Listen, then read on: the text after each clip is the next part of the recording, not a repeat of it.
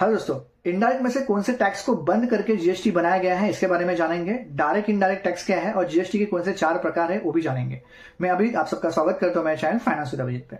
Direct tax में 3 प्रकार के टैक्स होते हैं, एक इनकम टैक्स, कॉर्पोरेट टैक्स और capital gain tax. Income tax में जो भी सैलरी कमा रहा है, इनकम कमा रहा है, उसको गवर्नमेंट को टैक्स देना होता है। कॉर्पोरेट में जो भी कंपनियां प्रॉफिट कमा रही है उसको गवर्नमेंट को टैक्स देना होता है कॉर्पोरेट टैक्स में। Third, capital gain tax. अगर आपके पास प्रॉपर्टी है, शेयर्स है, अगर आप बेच रहे हो तो उसके बारे में आपको गवर्नमेंट को टैक्स देना होता है। ये 3 प्रकार के टैक्स होते हैं। इनडायरेक्ट में जो भी पहले टैक्सेस थे उसको मर्ज किया गया है जीएसटी के अंदर, जीएसटी गुड्स एंड सर्विसेज में 1 जुलाई 2017 में। अब जानते हैं जीएसटी के अंदर कौन कौन से टैक्सेस को मर्ज किया गया है। सबसे पहले वैट को, वैल्यू एडेड को ऐड किया गया है। दूसरा, सर्विस टैक्स को ऐड किया गया है। तीसरा, एक्साइज ड्यूटी को ऐड किया गया है। इन तीनों के बारे में डिटेल में बताता हूं मैं आपको, ये पहले कैसे थे और क्यों मर्ज किया गया है। वैट के बारे में जानते हैं। वैट पहले कैसे काम करता था। वैट मतलब वैल्यू एडेड टैक्स। ये स्टेट गवर्नमेंट टैक्स लेती थी, साथ में हर स्टेट में इसका अलग अलग रेट होता था और ये सिर्फ गुड्स पे लगता था। एग्जाम्पल के थ्रू आपको बताऊं, किसी मैन्युफैक्चरिंग कंपनी ने 100 रुपए का गुड्स बनाया तो उसने होलसेलर को 150 में बेचा, 50 रुपीज का वैट लग गया।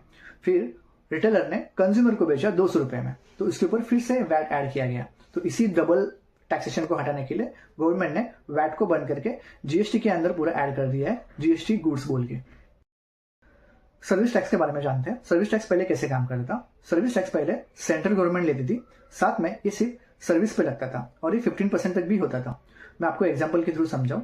अगर समझिए किसी कंसल्टेंसी कंपनी ने या फिर टेलीकॉम कंपनी या फिर इंश्योरेंस कंपनी ये सर्विसेज प्रोवाइड करती है, तो उसने अगर समझिए किसी कंपनी ने, कंसल्टेंसी कंपनी ने आपको 10,000 की सर्विस प्रोवाइड की, तो उसके अंदर आपको 50% का टैक्स ऐड होता है, सर्विस टैक्स, और ये 1,500 रुपए गवर्नमेंट को देने होते हैं। तो यही सारा टैक्स बंद करके उन्होंने अपना सर्विस टैक्स जीएसटी के अंदर ऐड किया गया है एज अ सर्विस बोल के, गुड्स एंड सर्विसेज में। एक्साइज ड्यूटी पहले कैसे काम करती है इसके बारे में जानते हैं। एक्साइज ड्यूटी सेंट्रल गवर्नमेंट लेती थी और ये मैन्युफैक्चरिंग पे लगता है, डोमेस्टिक मैन्युफैक्चरिंग पे।